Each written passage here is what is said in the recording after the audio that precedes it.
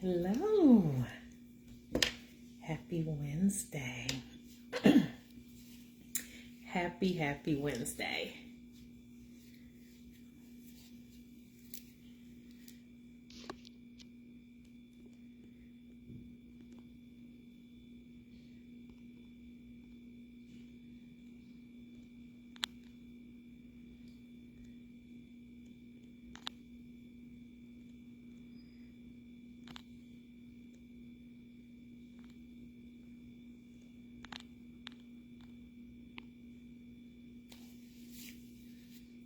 Happiest of Wednesdays.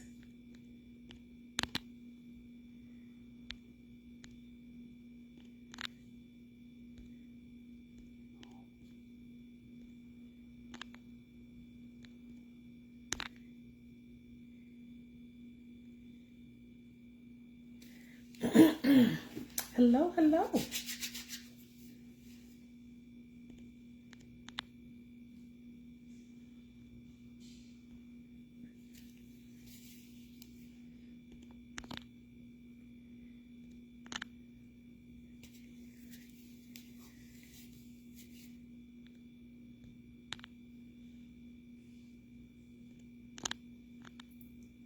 All right, I'm going to get started.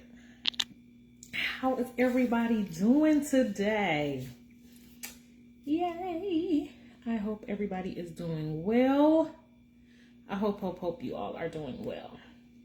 All right, today is on the window watcher. And so there's going to be three verses, chapters that I work out of today. And so the first one being 1 Samuel chapter 6, verses 14 through 22 with the focus on verse 16. The next is going to be 1 Chronicles chapter 15 and 29. And then 1 Samuel 19, 11 through 17. Just to make sure I said 2 Samuel 16. I can't remember if I said second or first. So here's what's going on. So David finally was able to get the Ark of the Covenant back. And so he's out there dancing and he's praising. He's praising with all of his might. So much, he don't care who's watching him praise, right? He's just praising so hard. And while he's praising, his wife, Michal, looks out the window. And when she looks out the window, she gets, like it says that she despised him in her heart. So she wasn't even just like, oh, look at him. Like her feelings for him shifted. And what I think is, life is like that today, right? You have people around you. It can be coworkers. It can even be people in your friend circle. It can be people in your family that are close to you that's looking outside that window, right? They're criticizing and they're despising what you do. And they despise your praise. They despise your praise. They despise your faithfulness. They despise your success. They despise the favor that's on your life. They even despise your failures that didn't take you out. Because some people like to hear when you just downtrodden and life is going bad. And they despise that the challenge, the struggle didn't take you out. So what makes this story cut is because, as I said, we're going to work out of two.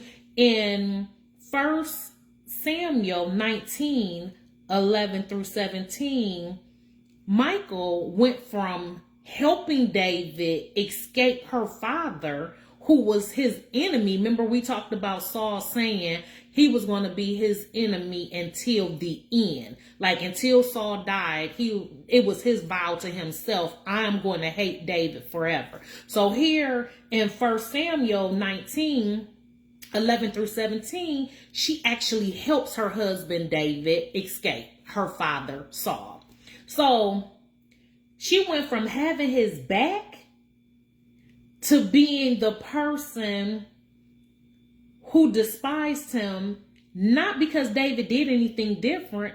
Her issue was she didn't like the way that he was moving. She didn't like his behavior.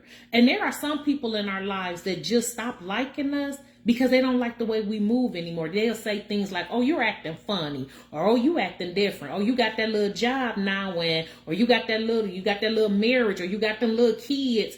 And people will try to make you feel bad because you're no longer behaving the way in which they think you should behave. And she felt like he wasn't acting dignified as the king should be acting. And David pretty much told her, you ain't seen nothing yet. If this bothers you, just wait and see what else I'm going to do. But the truth is that when God sees our praise, it activates him to do some things for us differently. But we're no different than how people were back then. You know, we even do it in the church. You'll go to the church. We don't clap like that. We don't sing like that. We don't praise like that. We don't shout like that. You know, and you will quench a person, and you have so many criticisms before you're even allowing them to be able to just come in and be a part of and feel love and celebrate them. Because the reality is, if you are busy about the Father's business, you don't have time to criticize my praise. If Michal had taken herself up out that window and been out there helping her husband or celebrating with him, she wouldn't have had time to be in the window criticizing what he was doing. And so I just want us to say that when you get your own praise, you don't got time to pray. You don't have time to knock nobody else's. When you get your own relationship with God, and when God has brought you through some of the darkest times in your life, and you knew that it was only God, you know, you sitting there and you don't have any money in the bank, but you go to pay a bill and it go through, and you look. I told you guys that time that I had went to make my rent payment back when I lived in Michigan, and I knew I didn't have the money, and I wrote the check, and I was like, by the time this get the check clear. But when I wrote the check, little did I know that Comerica had a thing where they were giving people, they had a class action lawsuit, and they end up giving people back, and what they gave back was the amount I needed to cover the rent. That wasn't Comerica. That was God that used Comerica to help me. So I'm going to praise. And I don't care if I'm in the bank or in the leasing office looking crazy to man, because you don't know what all God has done. And so with that being said, we're not going to care no more what people have to say. Because there are some people, I don't care what you say. You can say, oh, I got a new job. Well, you need to be careful. You don't know if you want to leave that job. Oh, I'm getting married. Oh, I don't know. You know how marriages end up in divorce. Some people, no matter how big your news is, they got something to say. So just praise. You can't worry about man. Just praise. That's all. That's it. I'm pretty much done, y'all. Just praise.